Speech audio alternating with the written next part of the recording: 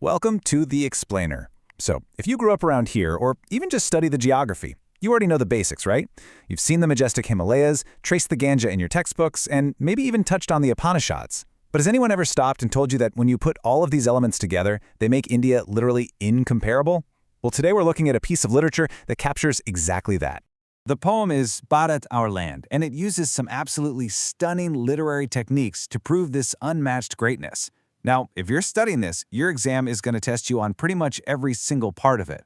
So think of today's explainer as your step-by-step roadmap. We're going to transform this poem from just a piece of text into a tool you can use to write really confident, top-tier exam answers. Okay, let's dive straight into the agenda. We're mastering this from macro to micro. We'll uncover the title's true meaning, break down the 4 core themes, analyze the form and structure of an ode, decode the literary devices, and wrap it all up with your ultimate exam checklist. Right. Starting at the top, the title. In poetry, a title is never just a random label. It's the poet's very first deliberate message to you, the reader. Think about the 2 hidden powers at play here. First, Bharat. The poet didn't just say India.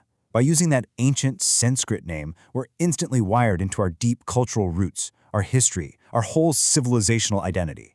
And then, our land. Not the land, our land.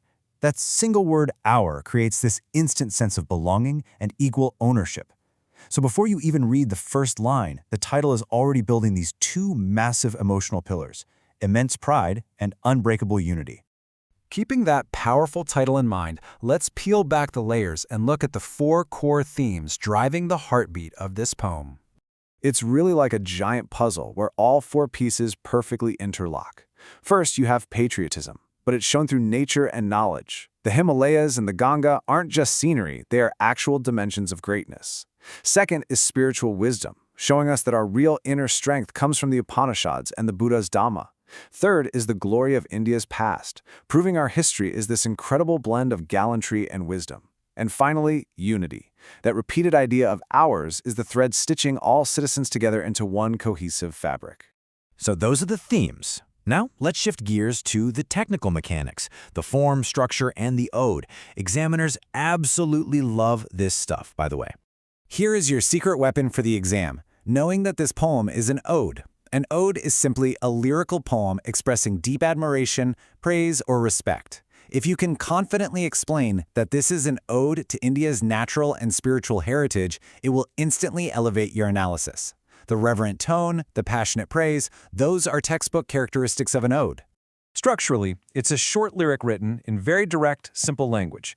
There's no fixed rhyme scheme, so it operates as free verse built on these strong, punchy statements. Because it doesn't have a strict, rigid meter, it doesn't sound like a robotic chant, you know? It flows organically. It sounds exactly like someone speaking passionately about their country.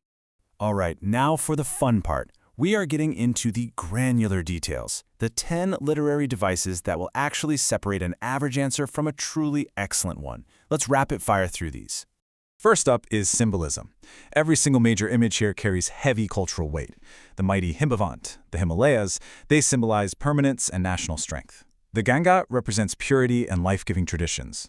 And the Upanishads are the ultimate symbol of our profound philosophical legacy. Next, we have imagery. When you read, "This sunny golden land is ours," it just hits you with this visual warmth and prosperity, right? And then, the divinest music has been heard here. That's pure auditory imagery. You can practically hear the ancient spiritual sounds echoing through the text. Device number 3 is hyperbole, extreme exaggeration. When the poet says, "There's no equal anywhere on earth," they aren't giving us factual GPS coordinates. They are deliberately exaggerating to capture an emotional truth and highlight the unmatched grandeur of the landscape. Then there's allusion. By name-dropping things like the Himavant, the Ganga, the Upanishads, or the Buddha's Dhamma, the poet is using an incredibly efficient shortcut. These allusions connect you to thousands of years of history and religion in just a few words without needing pages of exposition. Now check out how personification elevates the poem. Non-living things get human traits. The river is called generous. The land itself is called she. It transforms the geography into a living, breathing, nurturing figure that actually deserves our devotion. Taking it a step further, we have metaphor. Here, Brahma knowledge has taken root. This compares spiritual wisdom to a literal plant that is dug deep into the soil over centuries. It's a brilliant way to show that this wisdom is an organic, deeply anchored part of our environment. Device 7. Rhetorical questions. Which other river can match her grace? Well, the poet obviously knows the answer is none. These questions aren't looking for answers. They're strategically placed to force you to agree with the peerless nature of India. And that peerless nature is driven home by a refrain. She's peerless, let's praise her. It repeats, creating this beautiful, rhythmic, chant-like quality. It continuously anchors us back to the poem's main purpose, praise. Okay, want some bonus points? Look for anastrophe. It's the reversal of normal word order. Instead of saying Bharat is of hoary antiquity, the poet flips it. Of hoary antiquity is Bharat. That structural flip adds such a formal, dignified tone, really emphasizing the ancientness of the land. Finally, device 10, the hyphen. Even punctuation matters. The poet uses hyphens to force a literal, deliberate pause. It makes you stop and actually absorb the sheer magnitude of whatever was just said, adding to that overall musical rhythm. Wow. Okay, we've covered a ton of ground. Let's cement all of this into your ultimate exam checklist. Here is everything you need. You've got the title's meaning, Bharat for identity, R for unity.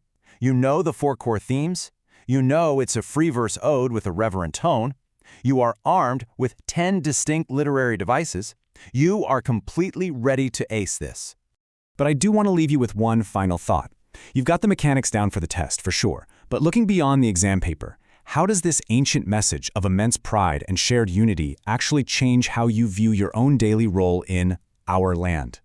It's a pretty powerful question to think about. Thanks for joining me on this explainer, and keep learning.